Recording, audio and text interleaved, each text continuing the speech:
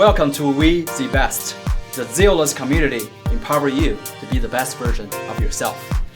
This world never lacked self-help or motivation, but knowing what to do is the easy part. Actually doing them is difficult.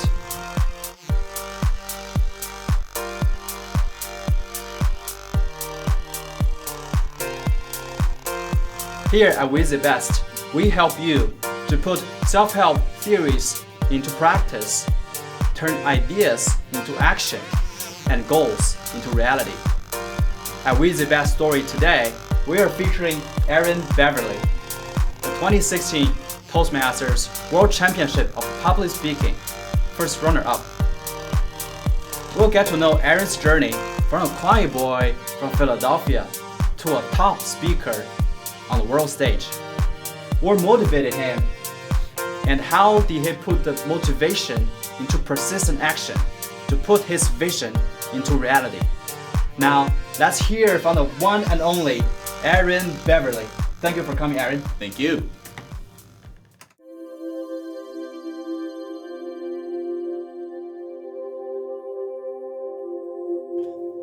I am from Philadelphia, Pennsylvania, born and raised. I went to college in a small school called Central Pennsylvania College, in which I actually started my Toastmasters journey and public speaking journey. I found Toastmasters through a professor of mine. His name was Dilip Abesekara, who was the president of the entire Toastmasters organization in 2005. And I was introduced to Toastmasters, I took that ball and I ran with it.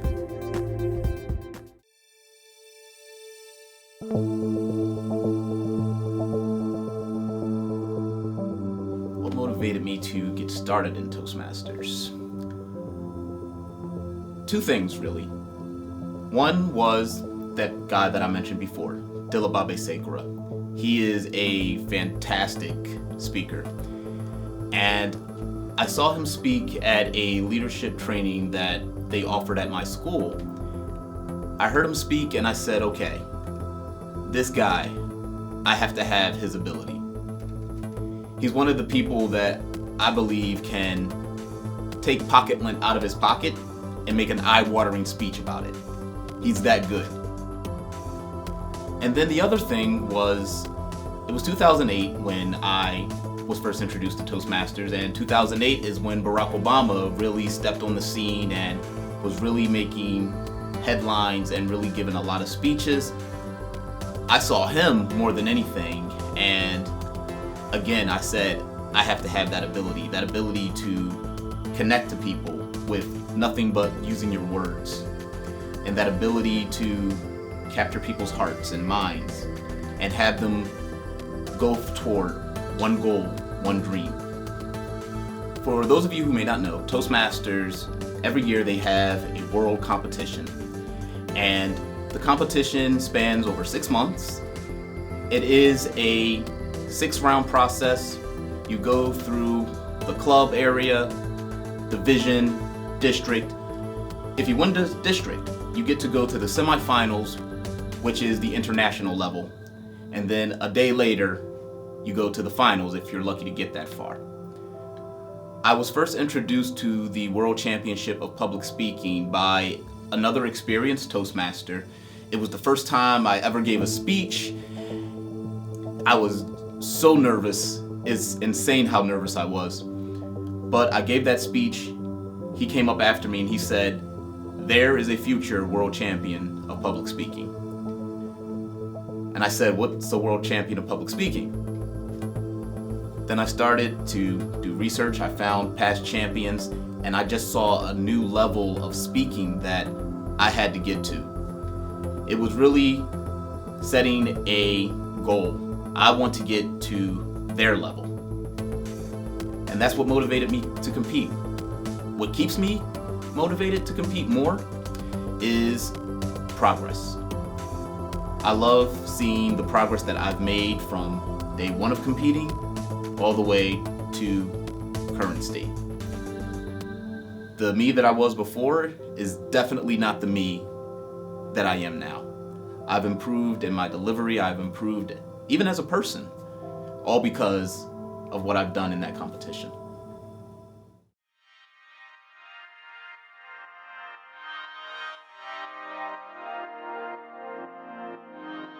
To prepare yourself for the World Championship or the Toastmasters International Contest, you definitely have to have thick skin.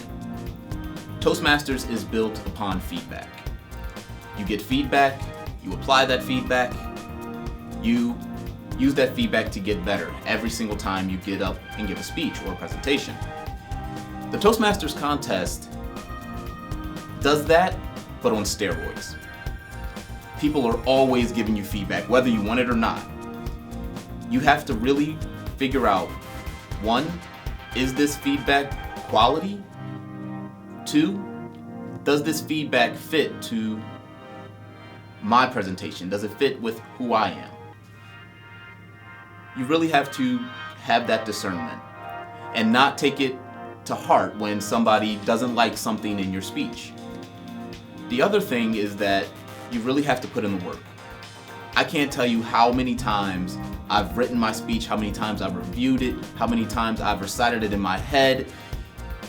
It's a long process. Those 6 months can seem like a year. You really have to decide that I'm going to do this, I'm going to put in this amount of work so that I can get better. I knew that I was really dedicated to Toastmasters, public speaking, and this whole contest process whenever I'm on the train. I'm always on my iPad. I'm always reading my script, saying, oh, this line doesn't fit, moving things around. I'm talking to myself a lot. And when you are talking to yourself on the train, then you know that you are dedicated to this process.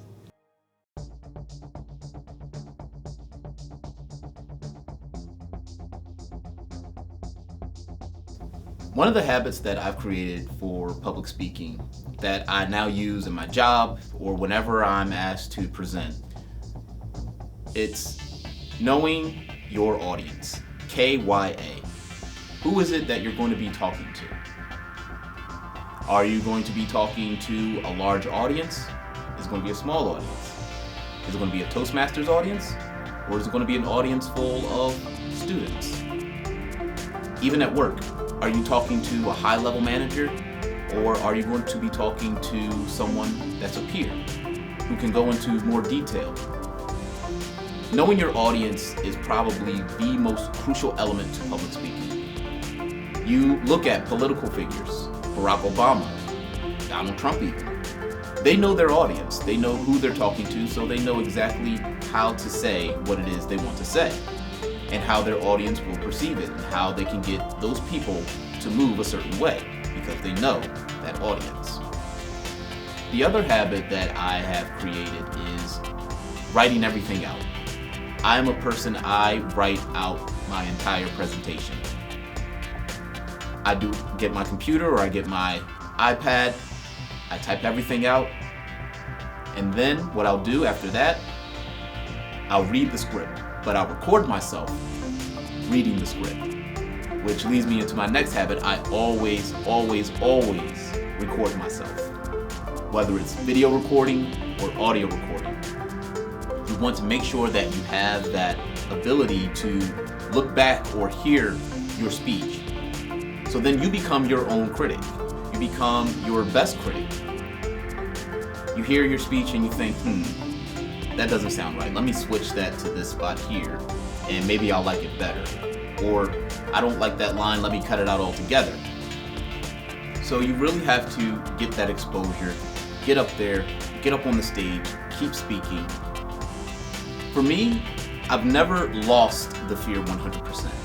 I think anybody that says that they've lost their fear 100%, they're either a sociopath or they're lying to you. Because you have to have some level of anxiety because you care about what it is that you're saying, what it is that you're doing. The thing is, you have to make sure that you're not allowing that fear to dictate your actions. You're not allowing fear to affect your performance. You're not allowing fear to keep you from doing what it is you want to do.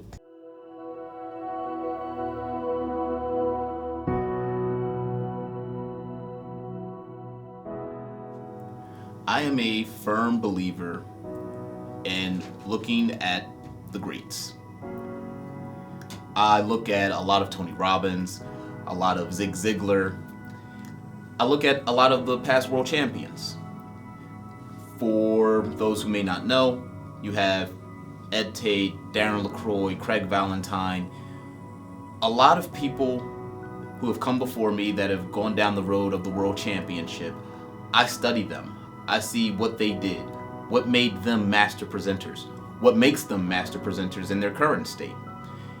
But in addition to that, I look at professional public speakers. We think of a public speaker as the Tony Robbins or Les Brown, those motivational speakers. But public speakers are teachers. Public speakers are entertainers. For instance, I look at a lot of comedians to learn how to present or how to deliver certain material. One of my favorite comedians, Eddie Murphy. Just the way that he gets involved into his characters and his sets, he really is a masterful presenter. And comedians, they have those same techniques, those same habits that I mentioned before. They'll always find opportunities to get up in front of an audience. They'll get feedback, they'll apply that feedback, and then they'll improve it, go up the next day or the next hour, and apply that feedback and make a better presentation. If you want to become a better public speaker, a better communicator, you have to do the Nike thing. Just do it. Get up there. Get on stage. Practice. It's going to be nerve-wracking the first time. But the more you do it, the more you'll be able to, again, not conquer the fear, but you'll be able to move on despite the fear. Really, it comes down to deciding what it is you want to do. A lot of people always give the excuse, I don't have time, I don't have time, I don't have time. But you always have time to do the things you really want to do. If you want to go out and you want to eat, you're going to find time to go out and eat. If you want to hang with your friends, you're going to find time to hang with your friends. If you want to speak, you're going to find opportunities and time to speak. And that's what it is for me. I devote myself to public speaking and the craft of building presentations. Whether that's going to my Toastmasters group, which I belong to 3 different chapters. I'm an officer in all 3 chapters. Or if I want to work on the side, do some workshops, I'll find time for that. It's just a matter of setting aside the time, saying, this isn't a high priority. Public speaking, that's my high priority. I'm going to prioritize that. That's really all it is.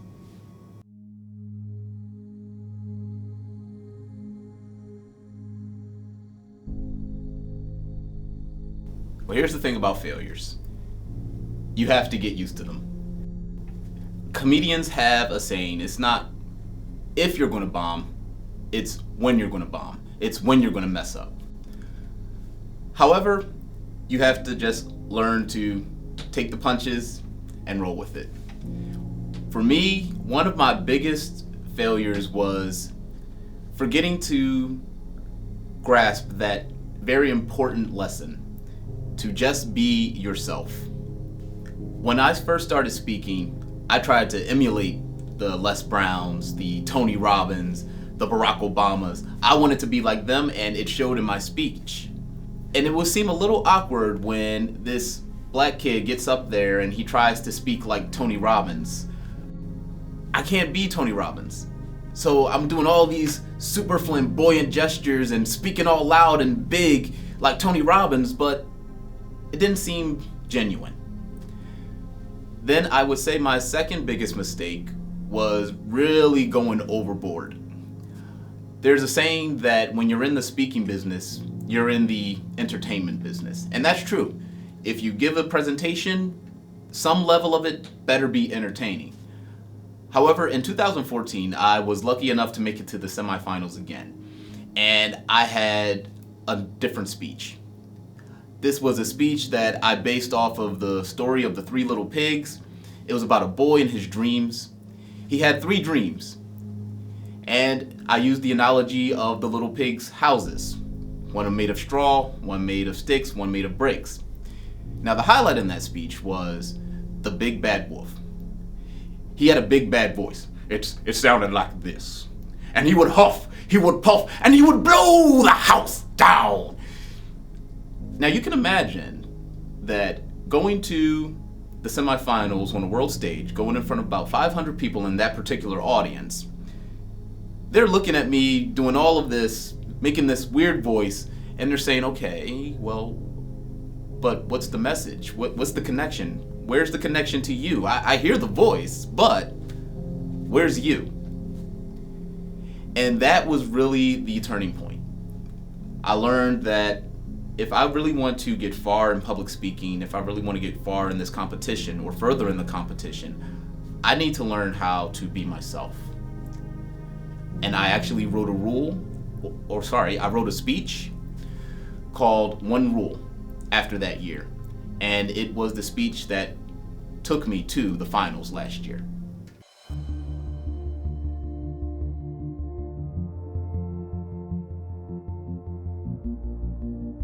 The number one thing that I've learned in this entire process is how much the world wants and needs quality speakers.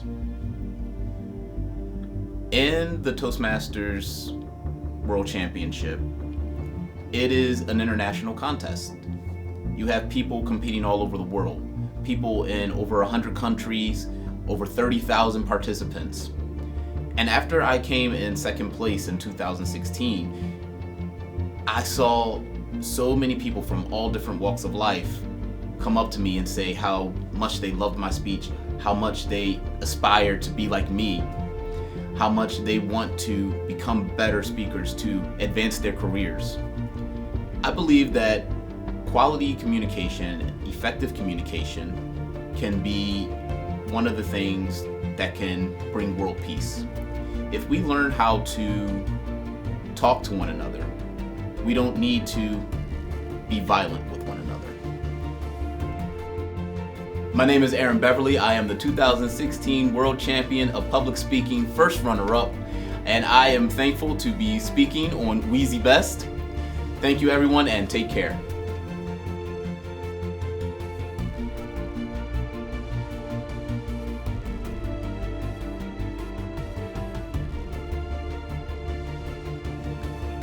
WeZBest, what does that mean to me?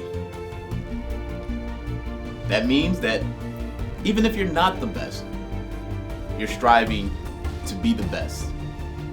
And when you say the best, it's the best you that you can possibly make yourself.